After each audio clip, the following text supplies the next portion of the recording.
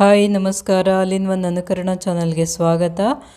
ಈಗ ಹಸಿ ಕಾಳುಗಳ ಸೀಸನ್ ಆಗಿರೋದ್ರಿಂದ ಹಸಿ ಅಳಸಂದಿ ಕಾಳನ್ನು ಉಪಯೋಗಿಸಿ ಅಳಸಂದಿ ವಡೆ ಮಾಡುವ ವಿಧಾನವನ್ನು ತಿಳಿಸುತ್ತಿದ್ದೇನೆ. ತುಂಬಾ ಸುಲಭವಾಗಿ ಮಾಡ್ಕೋಬೋದು, ತುಂಬಾ ರುಚಿಕರವಾಗಿರುತ್ತೆ. ಅಳಸಂದಿ ವಡೆ ಮಾಡೋದಕ್ಕೆ ಮಿಕ್ಸಿ ಜಾರ್ನಲ್ಲಿ 1 ಗಡ್ಡೆಯಷ್ಟು ಬೆಳ್ಳುಳ್ಳಿ ಎಸಳು, 1.5 ಇಂಚಿನಷ್ಟು ಶುಂಠಿ, 8 ಹಸಿ ಮೆಣಸಿನಕಾಯಿನ ತೊಗೊಂಡಿದ್ದೀನಿ. ನಿಮ್ಮ ಖಾರಕ್ಕೆ ಅನುಗುಣವಾಗಿ ಮೆಣಸಿನಕಾಯಿನ ತೊಗೋಬೋದು. ಇದಕ್ಕೆ ಸ್ವಲ್ಪ ಖಾರ ಇದ್ದರೆ ಚೆನ್ನಾಗಿರುತ್ತೆ. ಇದಕ್ಕೆ ನೀರೇನು ಸೇರಿಸದೆ ಹಾಗೆ ತರಿಯಾಗಿ ಈ ರೀತಿ ರುಬ್ಕೋಬೇಕು. ನೋಡಿ, ಇದು ಹಸಿ ಅಳಸಂದಿ ಕಾಳು ಫ್ರಿಜ್ಜಲ್ಲಿ ಇಟ್ಟಿರೋದ್ರಿಂದ ಕಲರ್ ಸ್ವಲ್ಪ ಚೇಂಜ್ ಆಗಿದೆ, ಗ್ರೀನ್ ಕಲರ್ ಇಲ್ಲ. ಈಗ ಈ ಕಾಳನ್ನು ಮಿಕ್ಸಿ ಜಾರಿಗೆ ಸೇರಿಸ್ತಾ ಇದ್ದೀನಿ. ನೆನೆಸೋದೇನು ಬೇಕಾಗಿಲ್ಲ, ಹಾಗೆ ಹಸಿ ಕಾಳನ್ನ ಸೇರಿಸ್ಕೋಬೋದು. ರುಚಿಗೆ ಎಷ್ಟು ಬೇಕೋ ಅಷ್ಟು ಉಪ್ಪು ಸೇರಿಸ್ಕೋತಾ ಇದ್ದೀನಿ. ಎಲ್ಲ ಸೇರಿಸಿ ಈ ರೀತಿ ನುಣ್ಣಕ್ಕೆ ರುಬ್ಕೋಬೇಕು. ನೀರೇನು ಸೇರಿಸಲೇಬಾರ್ದು. ಇದಕ್ಕೆ ಒಂದೊಂದು ಕಾಳಿದ್ರೆ ಪರವಾಗಿಲ್ಲ, ಜಾಸ್ತಿ ಕಾಳು ಇರಬಾರ್ದು. ಈ ರೀತಿ ರುಬ್ಕೋಬೇಕು. ರುಬ್ಬಿರೋ ಹಿಟ್ಟನ್ನ ಒಂದು ಬಟ್ಲಿಗೆ ಸೇರಿಸ್ತಾ ಇದ್ದೀನಿ.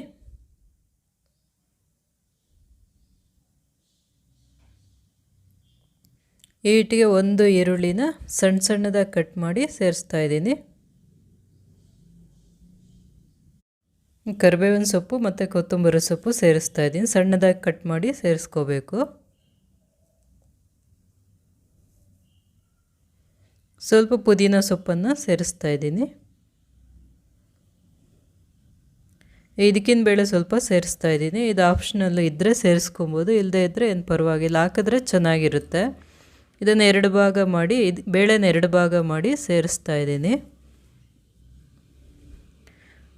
1 ಟೀ ಸ್ಪೂನಷ್ಟು ಗರಂ ಮಸಾಲ ಪೌಡರು, 1 ಸ್ಪೂನ್ ಅಕ್ಕಿ ಹಿಟ್ಟನ್ನು ಸೇರಿಸ್ತಾ ಇದ್ದೀನಿ. ಅಕ್ಕಿ ಹಿಟ್ಟು ಸೇರಿಸೋದ್ರಿಂದ ವಡೆ ಕ್ರಿಸ್ಪಿಯಾಗಿರುತ್ತೆ, ತಿನ್ನುವಾಗ ಗರಿಗರಿಯಾಗಿ ಚೆನ್ನಾಗಿರುತ್ತೆ. ಎಲ್ಲ ಸೇರಿಸಿ ಚೆನ್ನಾಗಿ ಮಿಕ್ಸ್ ಮಾಡ್ಕೋಬೇಕು. ಇದಕ್ಕೆ ಸಬ್ಸಿಗೆ ಸೊಪ್ಪಿದ್ರೂ ಸಣ್ಣದಾಗಿ ಕಟ್ ಮಾಡಿ ಸೇರಿಸ್ಬೋದು, ತುಂಬಾ ರುಚಿಯಾಗಿರುತ್ತೆ. ಈ ರೀತಿ ಮಿಕ್ಸ್ ಮಾಡ್ಕೋಬೇಕು. ಈಗ ಕರಿಯೋದಕ್ಕೆ ಎಣ್ಣೆ ಇಟ್ಟಿದ್ದೆ. ನೋಡಿ, ಕಾದಿದೆ ಎಣ್ಣೆ ಚೆನ್ನಾಗಿ. ಈಗ ವಡೆ ಕರಿಯೋಣ. ಒಂದೇ ಕೈಯಲ್ಲಿ ಮಾಡೋದಾದರೆ ಈ ರೀತಿ ಮಾಡ್ಕೊಬೋದು, ಆದರೆ ಇದು ತೆಳ್ಳಕ್ಕೆ ಬರೋದಿಲ್ಲ, ಸ್ವಲ್ಪ ದಪ್ಪ ಬರುತ್ತೆ ಈ ರೀತಿ ಹಾಕೋದ್ರಿಂದ.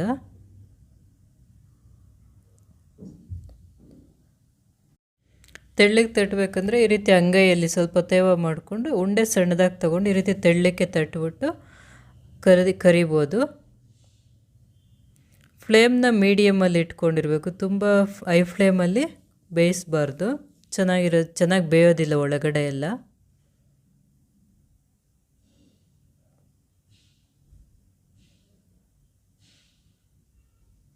ಇದನ್ನು ಆದಷ್ಟು ತೆಳ್ಳಕ್ಕೆ ತಟ್ಕೊಂಡು ಮಾಡಿದ್ರೆ ಚೆನ್ನಾಗಿ ಬೇಯುತ್ತೆ, ಒಳಗಡೆ ಚೆನ್ನಾಗಿ ಬರುತ್ತೆ, ತಿನ್ನೋದಕ್ಕೂ ಕ್ರಿಸ್ಪಿಯಾಗಿರುತ್ತೆ. ಈ ತಿನ್ನೋವಾಗ ಅಳಸಂದಿ ಕಾಳಲ್ಲಿ ಮಾಡಿದೆ ಅನಿಸೋದೇ ಇಲ್ಲ, ತುಂಬಾ ರುಚಿಯಾಗಿರುತ್ತೆ. ಕಡಲೆಬೇಳೆ ವಡೆ ಥರನೇ ಇರುತ್ತೆ ರುಚಿ. 2 ಕಡೆ ಚೆನ್ನಾಗಿ ಕೆಂಪಗೆ ಬೇಯಿಸ್ಕೋಬೇಕು. ಅಳಸಂದಿ ವಡೆ ತಯಾರಾಗಿದೆ. ನಿಮ್ಗೆ ಇದನ್ನು ಅಂಗೈಯಲ್ಲಿ ತಟ್ಟೋದು ಕಷ್ಟ ಅಂದರೆ ಎಣ್ಣೆ ಕವರು ಅಥವಾ ದಿನಸಿ ಸಾಮಾನು ಕವರ್ ಇರುತ್ತಲ್ಲ, ಅದಕ್ಕೆ ಸ್ವಲ್ಪ ಎಣ್ಣೆ ಬಳ್ಕೊಂಡು ಈ ರೀತಿ ಸಣ್ಣದಾಗಿ ಉಂಡೆ ಇಟ್ಕೊಂಡು ತೆಳ್ಳಗೆ ತಟ್ಬಿಟ್ಟು ಹಾಕ್ಬೋದು. ತುಂಬಾ ಈಸಿಯಾಗಿ ಮಾಡ್ಕೋಬೋದು. ಅಳಸಂದಿ ಕಾಳು ಇದ್ದರೆ ತುಂಬಾ ಸುಲಭವಾಗಿ ರುಚಿಕರವಾಗಿ ಮಾಡ್ಕೋಬೋದು. ಈವ್ನಿಂಗ್ ಸ್ನ್ಯಾಕ್ಸ್ ಅಥವಾ ಊಟದ ಜೊತೆ ತುಂಬಾ ರುಚಿಯಾಗಿರುತ್ತೆ.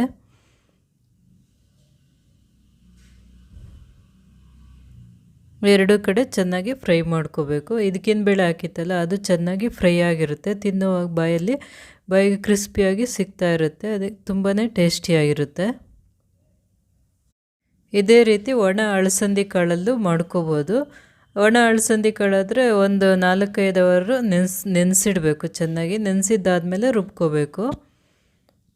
ಹಸಿ ಅಳಸಂದಿ ಕಾಳಿನ ವಡೆ ತುಂಬಾ ರುಚಿಕರವಾಗಿ ತಯಾರಾಗಿದೆ. ನೋಡಿ, ಮುರಿದು ತೋರಿಸ್ತೀನಿ. ಒಳಗಡೆ ಎಲ್ಲ ಚೆನ್ನಾಗಿ ಬೆಂದಿದೆ, ತೆಳುವಾಗಿ ಹಾಕಿರೋದ್ರಿಂದ ಕ್ರಿಸ್ಪಿಯಾಗೂ ಇರುತ್ತೆ ತಿನ್ನೋದಕ್ಕೆ. ತುಂಬಾ ರುಚಿಕರವಾದಂಥ, ಎಲ್ಲರೂ ಇಷ್ಟಪಟ್ಟು ತಿನ್ನುವಂತಹ ಅಳಸಂದಿ ಕಾಳಿನ ವಡೆ ತಯಾರಾಗಿದೆ. ಈ ವಿಡಿಯೋ ಇಷ್ಟವಾದಲ್ಲಿ ಲೈಕ್ ಮಾಡಿ, ಕಮೆಂಟ್ ಮಾಡಿ, ಶೇರ್ ಮಾಡಿ, ಸಬ್ಸ್ಕ್ರೈಬ್ ಮಾಡಿ.